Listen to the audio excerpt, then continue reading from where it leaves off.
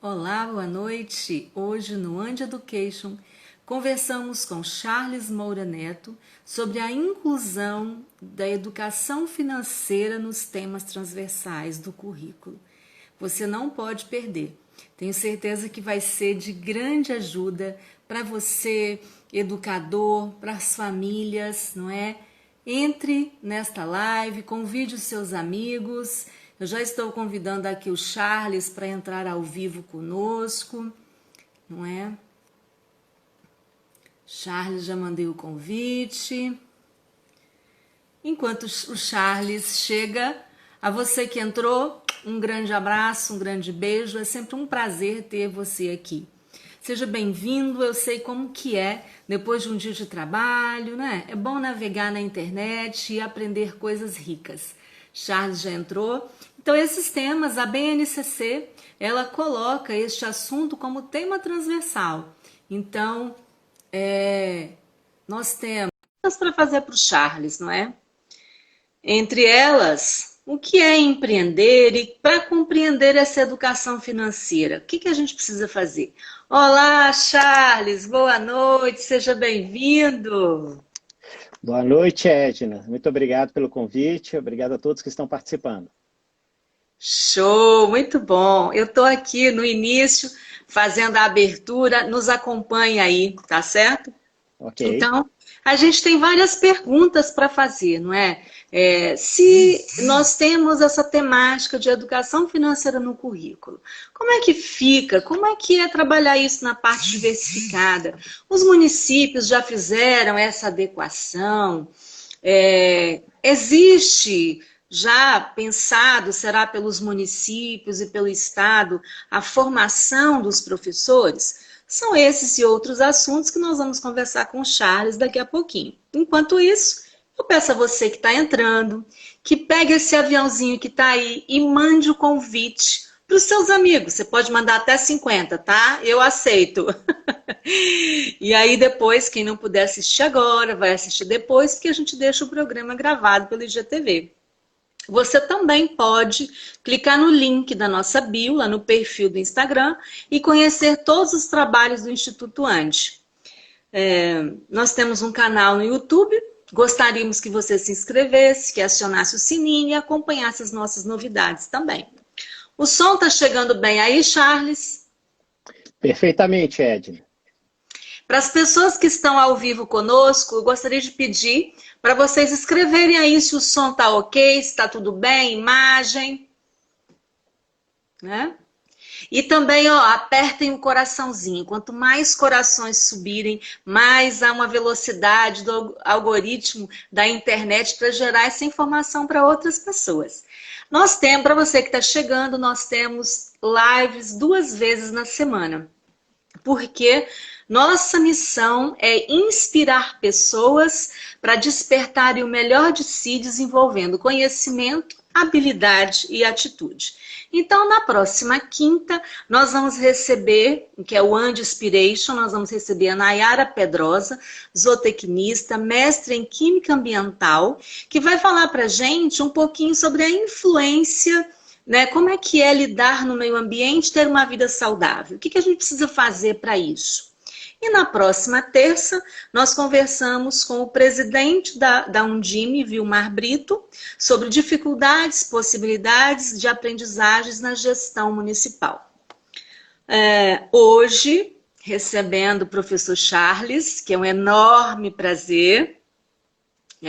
Charles, é com muita honra que a gente te recebe para essa conversa sobre educação financeira no currículo escolar. Você que é professor, mestre em educação ambiental, presidente da comissão de avaliação do Ministério da Educação do INEP, conselheiro titular do Conselho Municipal de Santa Maria de Jetibá, entre outras ações e funções dignas de nota também, que você vai falar daqui a pouquinho, né? Já ocupou diversos cargos elevados na educação do Estado do Espírito Santo. Foi secretário de Educação de Santa Maria de Jetibá, conselheiro no Conselho Estadual de Educação, presidente do Conselho Estadual de Controle do Fundeb do Estado do Espírito Santo no período de 2014 a 2016 e muitas outras funções. E a gente, então, está curiosa para saber. Fale um pouquinho mais, tá, Charles, dessa sua trajetória, da sua vida acadêmica, como é que foi se descobrir educador, uma missão grandiosa do desempenho de todas as suas funções na educação. Diz pra gente. Regina, mais uma vez agradeço o convite, né, a todos que estão aí, tem ex-alunos, Zé Maria, a amiga Ingrid, minha esposa Sandra, a Sayonara, Tarciana, que é uma doutora aqui de Santa Maria, enfim. A minha vida dentro da educação, eu até brinco que já se vão pelo menos 43 anos, ou seja, desde que eu entrei na educação infantil, nunca mais saí. A princípio, fiz a minha graduação em Educação Física, licenciatura e bacharelado, com um foco muito mais forte na parte do bacharelado de Educação Física, que aqui no estado não tem tanta tradição, que é ligado à performance, e eu fui para um ramo que já é biomecânica, que já lida com números, lida com física, mecânica aplicada ao corpo humano. Eu sempre tive uma queda, e tenho uma queda para números. E, especificamente, eu vim aqui para o estado para trabalhar com futebol, há exatos 20 anos atrás, onde que eu cheguei aqui em Santa Maria, Jetibá. Estou até hoje, não morei no estado do Espírito Santo, em outra cidade, a não ser aqui. Sou muito grato à cidade que me acolheu, me acolhe, né? E eu brinco falando sério que a gente não escolhe onde nascer, mas escolhe onde permanecer. Então, eu brinco que eu não sou mais mineiro, nasci em Minas Gerais, eu falo que eu sou capixeiro ou mineraba, porque não esqueço as minhas raízes, as minhas tradições, mas também, como Piaget tanto lembra, a gente é influenciado pelo meio, influencia esse meio que nós estamos. Eu acredito piamente nessa interação e acho que é uma simbiose maravilhosa, uma troca recíproca. Sim. E dentro da educação, pelo menos desse processo todo, desde que eu cheguei aqui no estado, desde 2007 eu já caminhei mais forte para o lado da licenciatura, depois para as políticas públicas, ensino superior, legislação. Tive a honra de aceitar o convite, primeiro, de ser secretário, dirigente municipal de educação aqui em Santa Maria de Jetibá. Nesse processo também fui eleito como da diretoria da Undime, União Nacional dos Dirigentes Municipais, Seção Espírito Santo, com a professora Adenilde, enfim, garantir as políticas públicas para os municípios, em comunhão com o Estado, uma parceria fantástica em prol da educação capixaba pública. Sou grato também que nesse período nós podemos construir em conjunto o Plano Estadual de Educação. Né? Uma grande conquista, né? Enorme, que é alinhado com o Plano Nacional de Educação, 2014 a 2024, e depois com os planos municipais, do qual aqui em Santa Maria também nós tivemos a grata satisfação, junto com o grupo de participação que construiu coletivamente o fundo, o Plano Municipal de Educação. Nesse período também eu tive a satisfação de fazer parte do fundo do Conselho de Controle Social do Fundeb estadual, do qual gerencia algo em torno de 1 bilhão, então não é um número, né, bem significativo, né? É significativo, que garante que todas as políticas públicas previstas, tanto no plano nacional, mas fundamentalmente na LDB, sejam cumpridas. E também, logo depois, tive a satisfação, convite do professor Haroldo Corrêa, do qual sou muito grato, de ingressar no Conselho Estadual de Educação, que tive talvez um dos grandes aprendizados da minha vida. Mais ou menos é isso. No ensino superior há 25 anos, com muita satisfação, né? E ter passado também desde a educação base, desde a educação infantil, até agora o ensino superior lecionando. Eu falo que é uma característica, que depois eu formei em pedagogia, em 2011, mas uma das características da educação física, que a gente milita desde a creche, desde os 6 meses até a pós-graduação. Talvez seja a licenciatura que tenha mais amplitude e, com isso, mais obrigações também.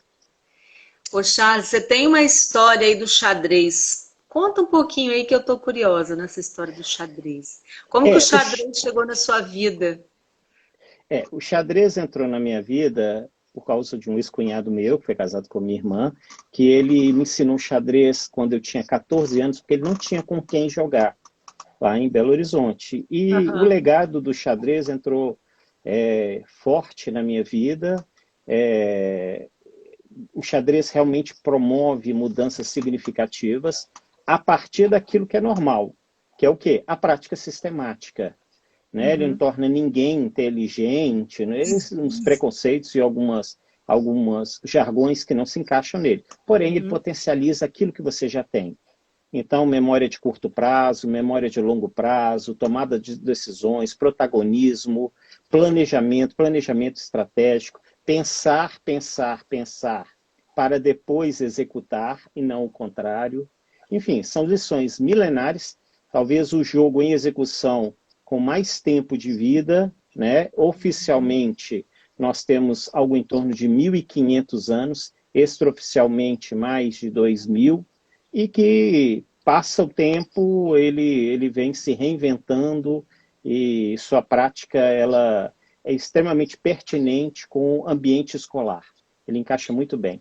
E aí você viajou o mundo? Nós tivemos, a partir do projeto aqui em Santa Maria de Jetibá, que nós apresentamos em 2003, nós conseguimos inserir ele a partir de 2007 no currículo municipal. Nós temos uma lei municipal que garante. É o único município capixaba e um dos 26 brasileiros que tem uma lei específica, a Lei 1000 de 2007, garantindo a partir do artigo 26 da LDB. Que diz parte que... diversificada do currículo também?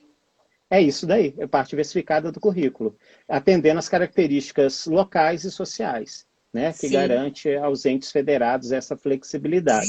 Então, se encaixou muito bem. Hoje nós temos algo em torno de 14 professores de xadrez na rede municipal, né, que promovem desde a educação infantil até as séries finais do ensino fundamental a prática do xadrez como forma de raciocínio lógico, todas essas questões.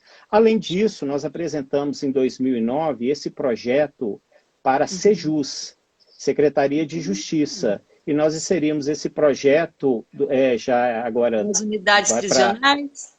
Nós estamos em 32 unidades prisionais. Esse projeto ganhou um prêmio Inoves, prêmio de inovação, né? E ele ganhou um prêmio em 2020, Edna, como o melhor projeto sócio-esportivo do mundo, pelo Comitê Olímpico Internacional.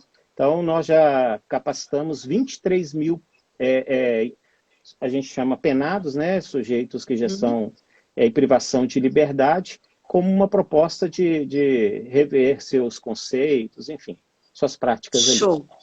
Show. Xadrez é pura tática, né? Eu falo que é mais estratégica. Pensar e agir estratégia. Isso aí. Charles, então, considerando toda essa sua trajetória brilhante, e ainda tem muito por fazer, não é? Que está cheio de energia, a gente sabe disso, que é digna de nota. A gente começa falando sobre essa aprovação da BNCC, que oficializou essa mudança significativa nas terminologias, nos conceitos, na aplicabilidade de novas habilidades para esse currículo que já está implantado em todos os estados e municípios, exceto com as adequações ainda que precisam ser feitas, a gente sabe disso. Então a gente entende que essa base nacional comum curricular, ela é um documento de caráter normativo que define um conjunto orgânico e progressivo das aprendizagens essenciais de todos os alunos. Então, o que o currículo do município segue, do estado segue? Segue uma determinação, segue uma diretriz que está contida na base nacional comum curricular. Então, assim, esse documento, ele se aplica à educação escolar né?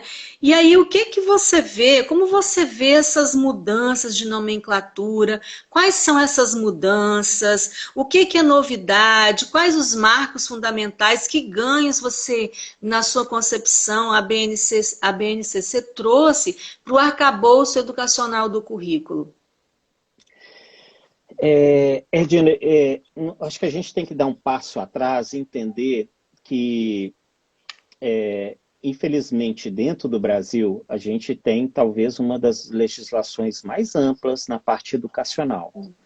Porém, a nossa prática de políticas públicas, ela sempre se esbarra nesse arcabouço mesmo. Então, se nós pegássemos só a Constituição, que ela fala que é um direito subjetivo, ou seja, da criança, que se pegarmos o Estatuto da Criança e do Adolescente, vai reforçar isso também. Inclusive, é um dos poucos documentos que coloca nós, profissionais da educação e os profissionais da saúde, como tutores nas suas práticas profissionais, que a criança sendo vítima de algo, nós somos obrigados a reportar.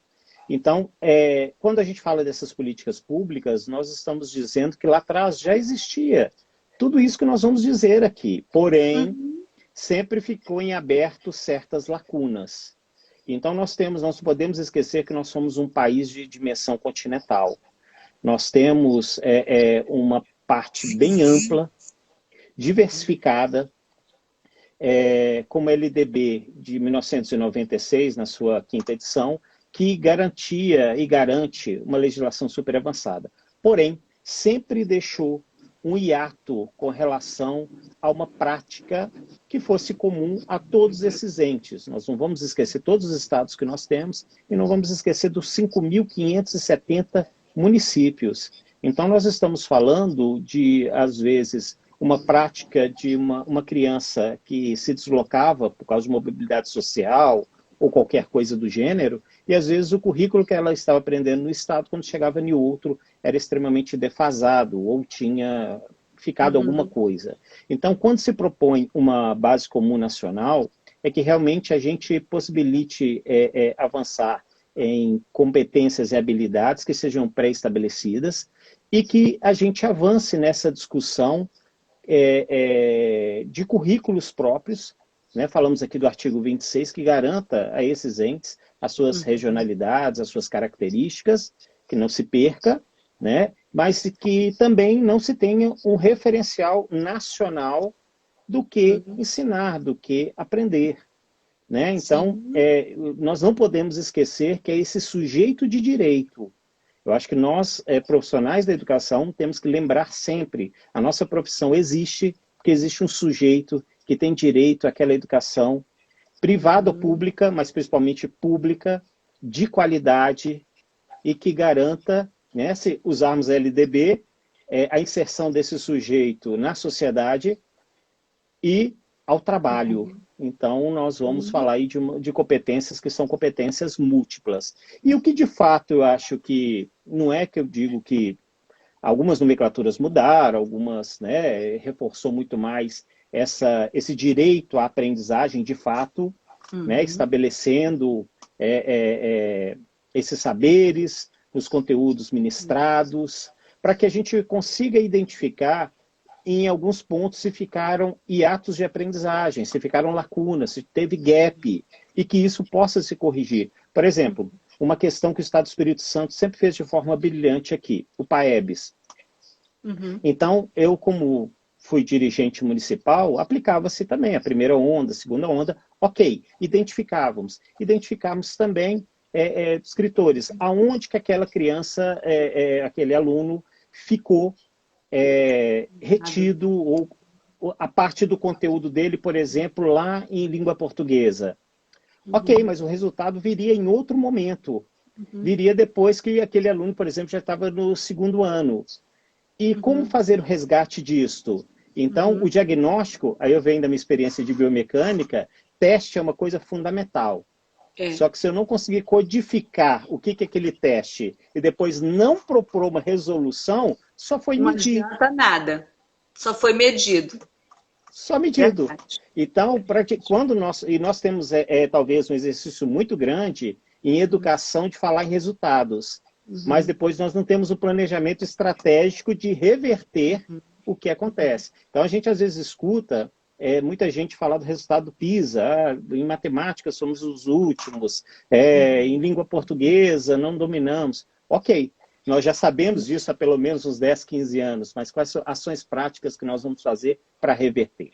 Então, acho que a Base Comum Nacional ela vem garantir possivelmente uma isonomia, buscar uma parte de igualdade igualdade entre todos os entes federados aí, ou próximo disso. Sim. Então, assim, essa inserção da educação financeira nos temas transversais do currículo, né? Que eu sei que você é apaixonado desse tema. Gente, recentemente ele fez um curso de educação financeira, convidou os amigos e lá estava eu toda quarta-feira estudando educação financeira. Aprendi muito, agora tem que colocar em prática, não é? E a gente tem muito que aprender ainda sobre educação financeira, sobre gerenciar os recursos que você ganha, porque às vezes a gente acha que o que a gente ganha é pouco, mas acho que a gente também não sabe administrar o pouco, porque às vezes o pouco passa a ser muito, né? E você provou isso pra gente no curso. Então, conte pra gente como é que foi essa inserção, como é que você vê a inserção de educação financeira no currículo, de uma forma transversal. E como que é? Você acha que os municípios já estão preparados? No currículo do Estado do Espírito Santo entrou? Está adequado à base? Os municípios estão trabalhando? Os profissionais da educação têm formação nessa área para desenvolver essa temática? O que você pensa a respeito disso?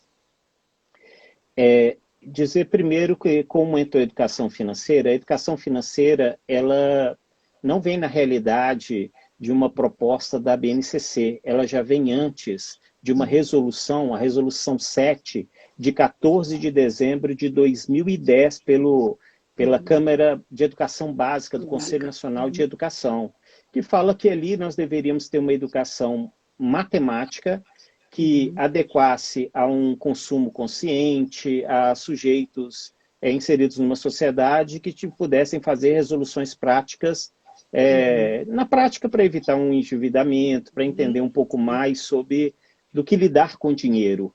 Porque se nós pensarmos como talvez eu, você e a maioria dos que estão nos ouvindo aqui, nós aprendemos com a família, ou nós aprendemos na prática, se realmente aprendemos o valor do dinheiro, ou se realmente aprendemos o que é a tua hora trabalhada, quanto que ela é remunerada, e se aquilo ali vale investir, em quem investir. Então, quando a gente fala educação financeira, talvez nós estamos dizendo aí de uma série de outras coisas que vão fazer as nossas escolhas futuras. Bem, entendendo que tinham esses e outras resoluções, da Base Comum Nacional que conseguiu englobar todos aqueles direitos que foram colocados.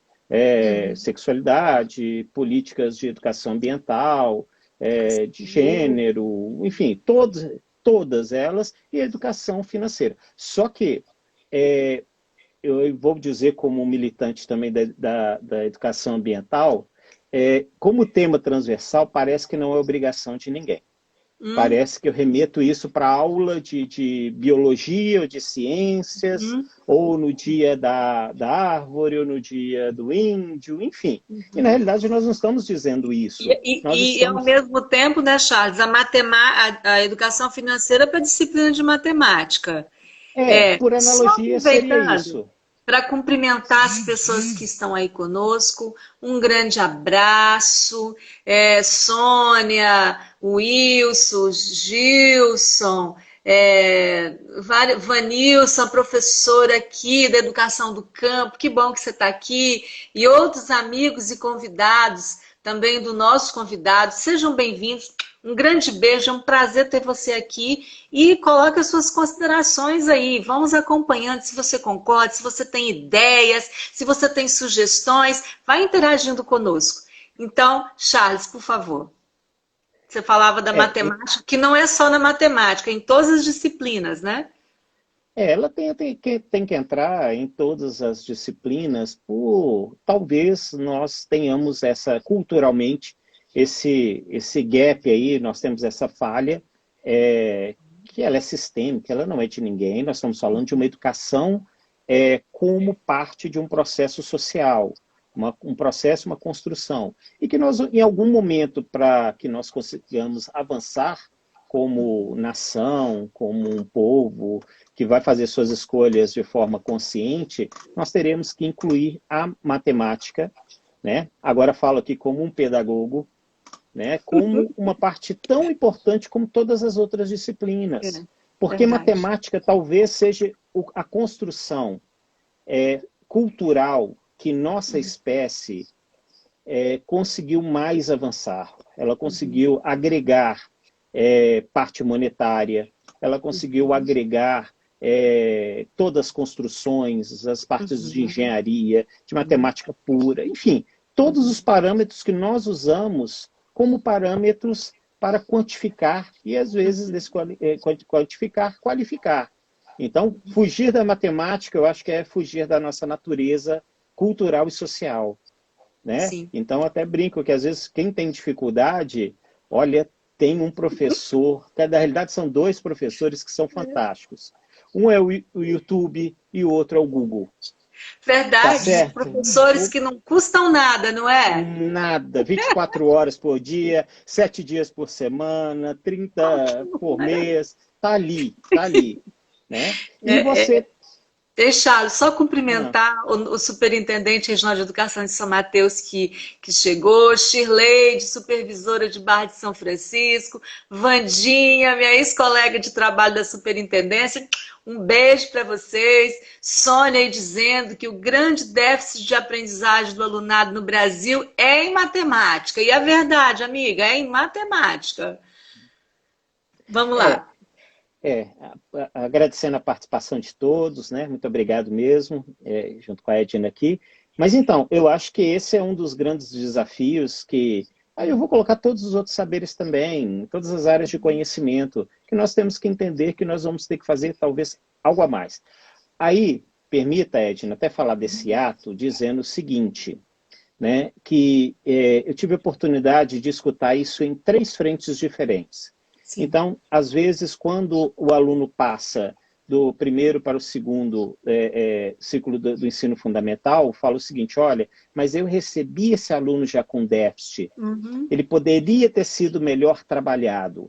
Aí, quando esse aluno, às vezes, sai da rede municipal para a rede estadual, às vezes, como secretário, eu escutava isso. Olha, os diretores do município estão reclamando que esses alunos chegam do 9º para o 1º ano, para o ensino médio, com déficit. Só que também eu estava no ensino superior. E a gente recebia esse aluno também com déficit. Lá na outra instância, com o mesmo déficit, né? Com o mesmo déficit. Aí, então, o que nós tiramos? Que nós temos que entender que essa construção em todos os saberes e na matemática não é um processo que envolve escola, família, grupos sociais, igreja, sociedade, todos. E que aí nós estamos falando aqui de matemática e educação financeira. Se eu não acredito nessa bandeira, como eu defendo essa bandeira? Se eu não conheço a importância do valor de que é a energia que se caracteriza como sendo o dinheiro, como isso pode ser libertador na tua vida, como não se atrelar a uma dívida, essa dívida perdurar por 30 anos, por 20, 50, como isso pode ser maçante para a tua vida, para a sua saúde mental, para a sua saúde física, enfim, todas essas outras coisas. Então, na realidade, nós precisamos reciclar quando a gente fala. Acho que nós da educação temos muitas teorias, mas eu acho que a gente precisava um pouquinho mais da prática de cada um, de todos da sociedade, e largar um pouquinho o jargão falando que é só pela educação. É só pela educação, mas educação na veia e na prática. Na prática. Charles, tem várias contribuições aqui. Um beijo, Vandinha. É o pessoal, o Wallace Guriri, um grande beijo. Sônia está dizendo, vale lembrar que avaliar no sentido de quantificar a pontuação obtida pelo aluno é também a obtida pelo professor. Nossos professores precisam ressignificar a forma de ensinar e de aprender. Excelente, Sônia. Deixa eu ver se tem mais alguma contribuição. A Helenilze dizendo, excelente reflexão. Charles, e você acha que o nosso professor está preparado para essa disciplina de educação financeira, de um projeto interdisciplinar que nasce numa concepção de fazer o aluno entender o valor do dinheiro, que energia traz isso, quanto é que custa cada material escolar, cada ação que ele faz? Será que isso você vê que é mais fácil para o professor trabalhar? Precisa de uma formação específica? Como é que você vê isso? Primeiramente, mandar um abraço para a professora Helenilze, uma pedagoga de primeira hora, tá? Uma companheira. A Fernanda também aqui, que é pedagoga do meu filho mais novo, uma escola cooperativa aqui de Santa Maria, qual eu fui professor, né? A Luciana também, que eu vim aqui, é uma pedagoga. A minha sobrinha amada, Flavinha, que entrou aí direto de Miami. Um beijo, meu amor. Coisa boa! Enfim, obrigado. Beijo! Isso. E dizer que é o seguinte, quando você perguntou também da base comum, esse é um processo que todos nós vamos aprender e não tem a fórmula certa. Sempre digo que a educação, se a gente esperar o modelo ideal, nós nunca vamos conseguir. Essa pandemia nos mostrou isso, não quero avançar, mas nos mostrou isso. Se nós esperássemos ter o modelo ideal, nós nunca conseguiríamos voltar a tempo como algumas voltaram. Mesmo de forma remota, híbrida, demonstrando também, me permita, Edna, dizendo o seguinte, nós devemos rever sempre os nossos conceitos. Verdades eternas, elas não se afirmam.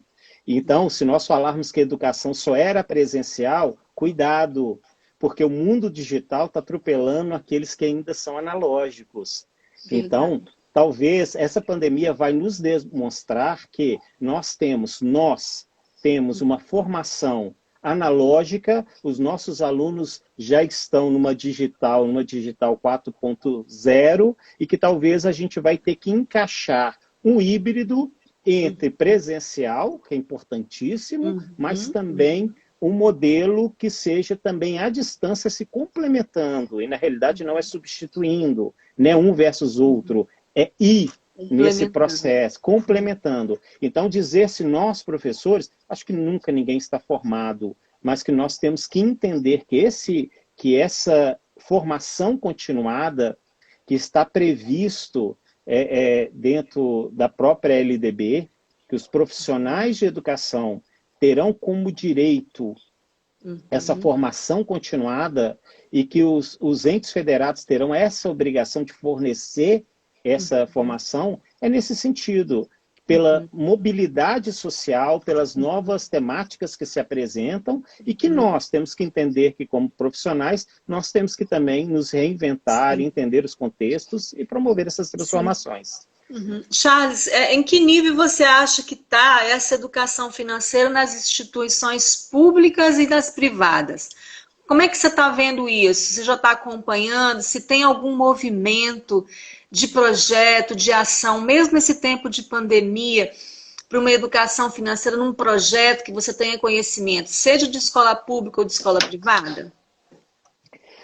Olha, nós temos, na realidade, a gente já vinha com esse movimento há mais tempo, mas de forma muito isolada, né?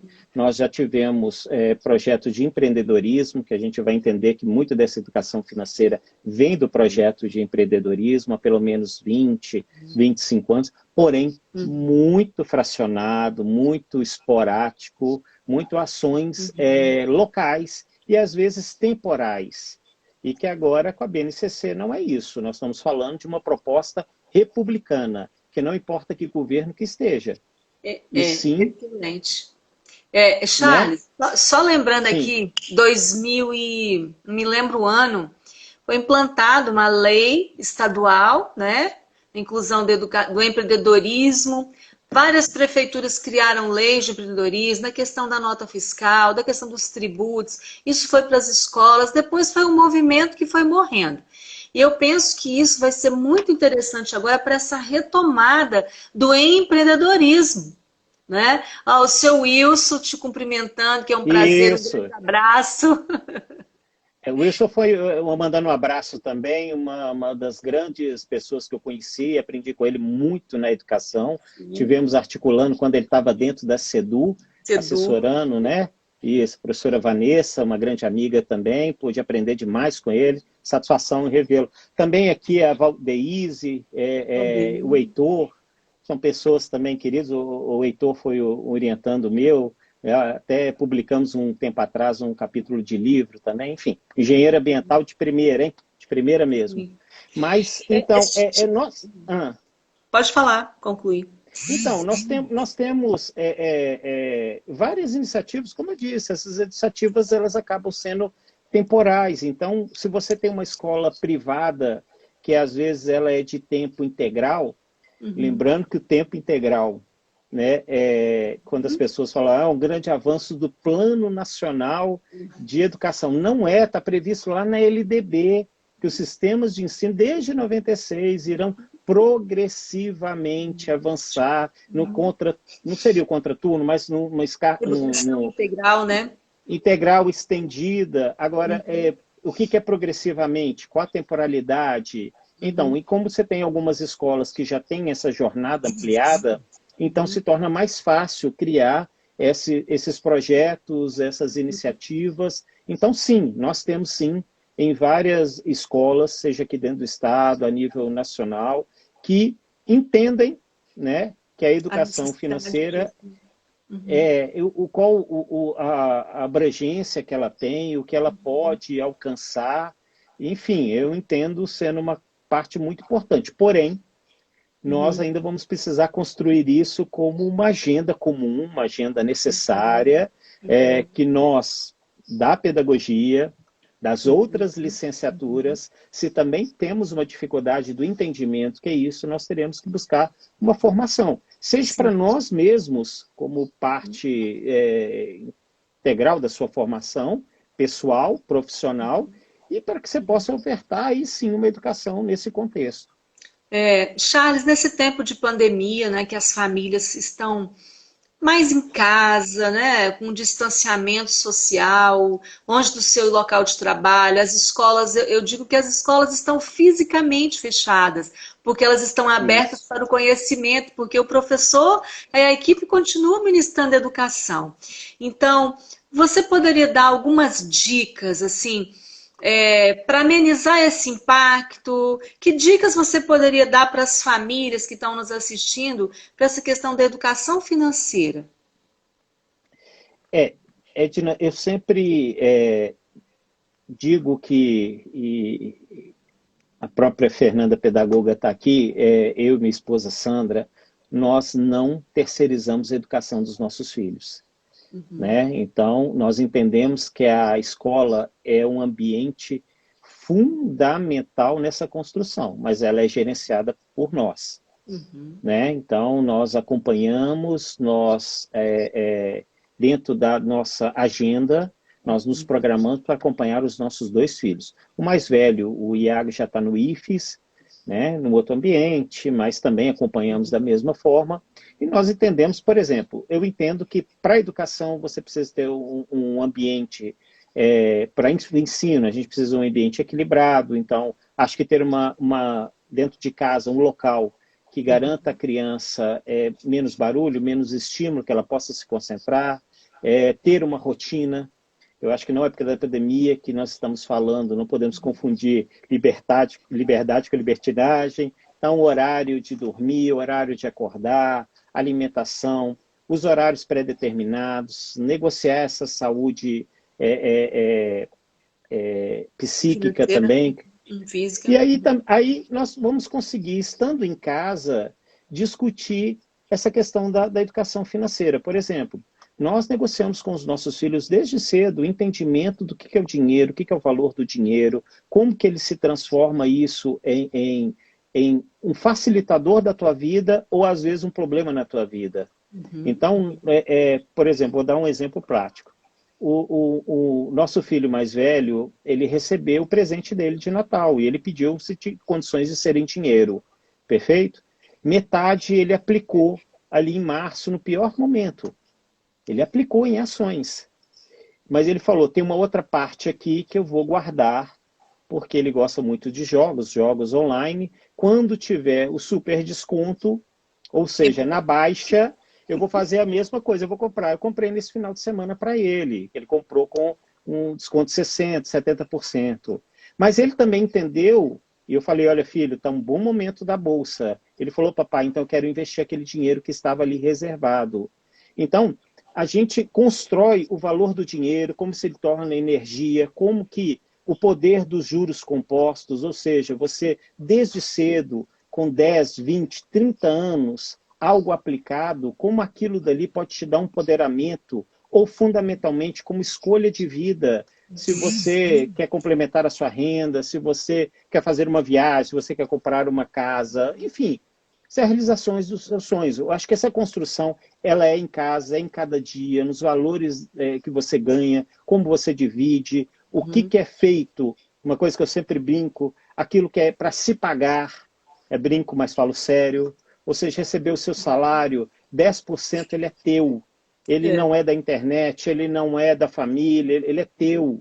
Agora, esses 10 você investe em qual energia? Num livro, num curso, num cinema, ou você vai reinvestir em você, enfim, é o conhecimento sendo replicado, que eu acho que isso não é terceirizado para a escola. A escola deve vir reforçar, trazer outros elementos, mas isso é parte cultural, quase que de obrigação da família. É a família dando exemplo e demonstrando na prática o que é o gerenciamento. Isso. Então, as dicas aí para as famílias é principalmente conversar sobre isso e mostrar o valor que tem o dinheiro de cada bem, de cada coisa que você consome, tem um valor, tem um custo, né? Um custo trabalho, não é? Um custo remuneração, tudo isso. E se gente... mostrar o valor do dinheiro, quanto...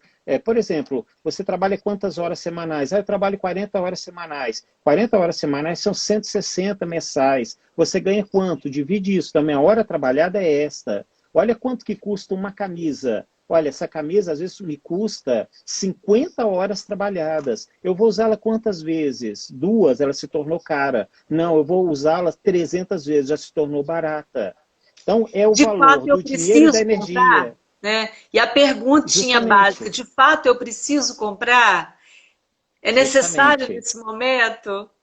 Né? Justamente. E Charles, nesse tempo de educação remota que a gente está vivendo com a pandemia, qual seria a sua sugestão para trabalhar a matemática financeira, educação financeira, desculpa, nesse tempo online? Que proposta, que sugestão você daria para os professores que estão nos ouvindo? Primeiro, você fez até uma pergunta ali inicial que talvez eu não consegui responder na íntegra, vou tentar agora condensar as duas, porque, volto a dizer, nós vamos precisar realmente formar esse professor, né? Os currículos, ver como que será essa inserção, acredito muito em coordenações específicas que possam auxiliar em construção de material coletivo, acompanhar essa implementação nas suas redes, seja municipal, estadual, federal, né? E, especificamente, eu acho que uma das questões que podem ser trabalhadas é a expertise de se levantar conteúdos específicos. Então, por exemplo, Einstein já falou que talvez uma das maiores forças que nós temos é os juros compostos.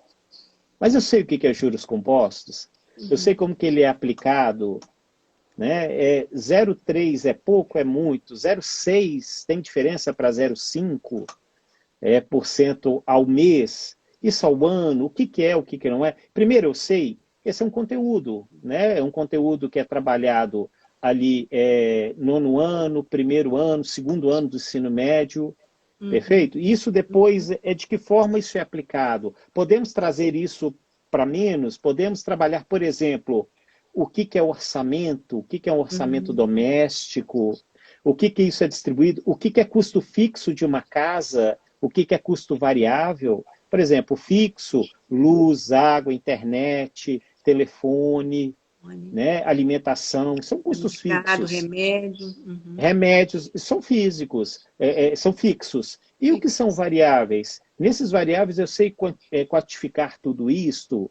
Então, outro é projetos, pedagogia de projetos. Então, nós podemos avançar nesse conceito de trabalhar o valor do dinheiro, câmbio, juros, orçamento, descontos, financiamentos, que é uma coisa que às vezes é simples ao mesmo tempo é complexa, que nós brasileiros talvez sejamos os poucos locais do mundo que compramos a prazo. Nós temos uma cultura de 50, 60 anos de comprar a prazo. Dificilmente quando você vai em outro país você passa assim no cartão. O cartão você passa como uma vez. Aqui no Brasil você pergunta 3, 4, 5, 12. Até Né? 10? Mas nós não sabemos. Até 10. E nós não sabemos o impacto que isso tem na vida da gente.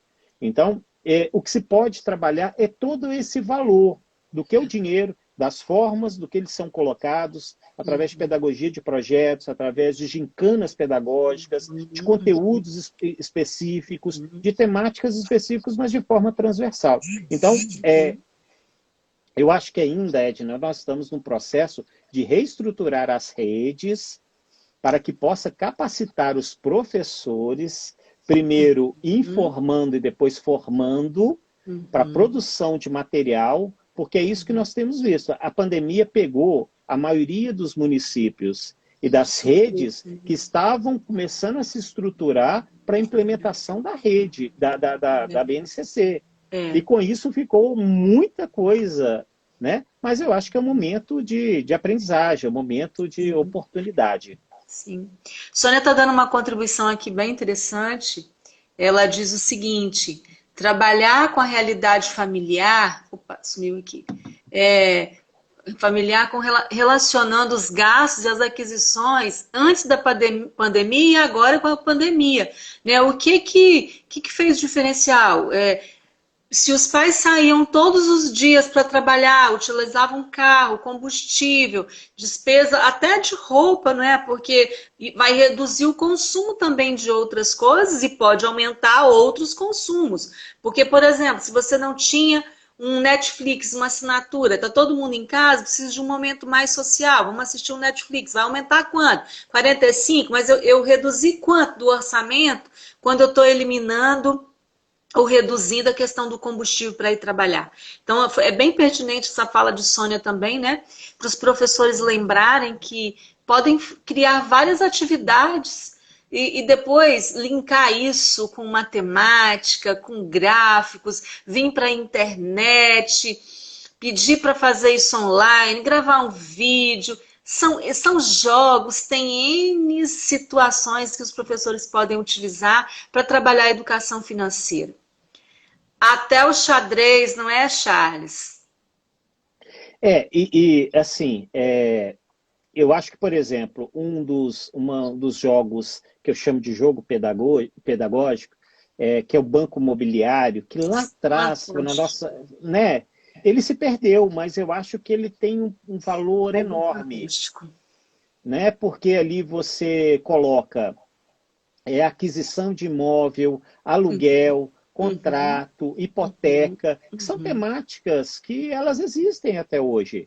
E que você ali vê o valor. Por exemplo, é um dos poucos jogos que a gente joga aqui em casa. Né? Porque a gente entende a importância dele. Sim. E para o nosso menorzinho, ele é viciado.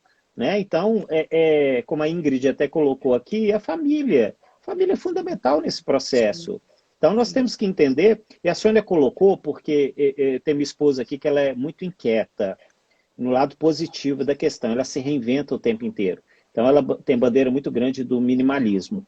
Então, essa questão da pandemia nos proporcionou isso, a rever os nossos conceitos. Realmente precisamos de carro? De qual quantidade que nós precisamos desse carro? Nós precisamos dessa quantidade de peças de calças, de tênis? E qual foi o valor investido nisso? E qual o meu próximo orçamento para aquilo dali? Isso é um exercício teu. que se você pratica em família, você começa a rever isso também com seus filhos. Porque isso é uma prática atitudinal mesmo, tem que ser redundante. É a atitude, é tomar aquilo como uma ação. É E essa atitude. ação você traz atitude. É aquilo que foi dito um pouco antes. Qual que é a proposta da educação financeira? Consciência nos gastos. Para que no final sempre sobre. É matemático. Eu tenho X menos Y, ele é positivo. Esse é o caminho. Não pode ser negativo. E é desde a educação infantil, né? Desde a Podemos educação esquecer disso. infantil. Isso aí. Desde a educação infantil. Por isso que eu coloco que isso é uma proposta de educação republicana. Não pertence a nenhum partido Governo nenhum. político, a nenhum. Isso é questão de nação. Uma nação que ela é perene, que ela é sustentável, ela passa pelo senso crítico. Senso crítico formado por quem? Pela humanidade.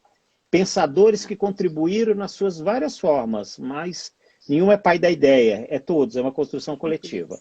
Charles, assim, eu sei que você é apaixonado pela temática de educação financeira, o seu curso conosco foi, assim, abriu, parece que tirou a venda dos olhos, assim, do grupo que estava com você, não só a mim, mas os colegas que estavam. E aí eu quero te fazer uma pergunta que a gente já está quase encerrando, né? A educação financeira, ela surgiu há quanto tempo, assim, que a gente vai à internet, encontra material, tem algum site que você indica, para a gente depois ir para o finalzinho para encerrar?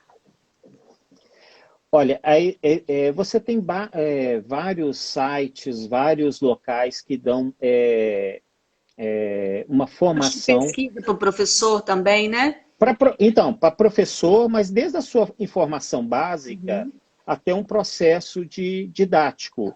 Então, nós temos, inclusive, a Bolsa de Valores. A Bolsa de Valores, hoje, a B3, ela é um grande local de educação financeira, porque ela quer isso. Quanto mais pessoas conscientes da importância da educação financeira, muitas pessoas vão tender a investir na Bolsa de Valores. E você tem também a Sociedade Brasileira de Educação Financeira, você tem o site Escola Brasil, que também propõe isso, a Fundação Lenkman também tem uma parte com relação à educação financeira, o Senai também tem uma parte específica, porém, nós ainda precisamos construir algo que seja mais, me permita esse termo, do chão da escola. Nós voltado para a precisamos escola, né? Voltado realmente para o cotidiano escolar. Por isso que eu acho que o momento é muito propício dentro da Base Comum Nacional para falar isso daqui. Olha, isso também é de competência da escola, é da família, mas isso daqui é também da competência, porque aí tem aquele ar que me permita, né, sem ser corporativista. É o olhar do pedagogo, da pedagoga, de enriquecer todas essas experiências práticas e trazer para aquele ambiente de gradual aprendizagem. Sim, nós temos vários sites, mas mais do que isso, eu acho que quando a gente se informa, a gente tem a oportunidade de enriquecer esse conteúdo e levar a todos aqueles que precisam. Charles, eu penso que essa live, se os secretários municipais de educação, superintendentes regionais, né, de educação do Estado, olharem atentamente para esse conteúdo que a gente está abordando hoje, vai nascer um movimento no Estado para uma adequação curricular voltada, de fato, para o entendimento de educação financeira, e a contribuição para as famílias vai ser valiosa. Charles, agora chegando ao finalzinho, bate e volta, qual o seu maior sonho estando na educação, meu amigo? Olha, eu falo, Edna, que é o seguinte, meu sonho pode parecer utópico, mas eu falo que é uma educação verdadeiramente sem adjetivos. Eu falo que toda vez que a gente fala educação financeira, educação ambiental, educação para o trânsito, nós estamos dizendo que a educação não funcionou. Ela tem que ser global. Precisamos, ela é global, ela é holística, quando a gente, sabe, fraciona, nós falamos, opa, houve um fracasso ali. Então, na íntegra, o que nós estamos dizendo é que é uma educação, agora me permita, sem patrocinadores, porque às vezes a gente está trazendo torcida para dentro da educação. A educação do fulano, do ciclano, do beltrano. Não, eu estou dizendo o seguinte, todos que contribuíram para a educação são únicos, mas não são donos da educação. A educação, ela vem de 10 mil anos, 15 mil anos, A gente Homo passa, né? sapiens. Justamente, e ninguém é dono, ou for, todos nós, essa construção, enfim, uma educação para todos que tenha a sua magnitude e sem deuses da educação. Tá. Se você tivesse que começar de novo, começaria pela educação? Rapidinho que a gente está encerrando. Sim, Sim. sem sombra de dúvida. Se você tivesse outra oportunidade, que curso você faria para melhorar a sua performance profissional? Olha, eu acho que a gente precisa avançar com relação a Big Data e também inteligência artificial. A educação vai ter que ir para isso. Todos estão indo.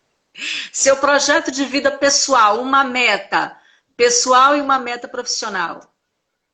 Uma pessoal que eu já estou adiando ela, percussão, bateria, eu acho, e a outra é ingressar no doutorado. Show de bola!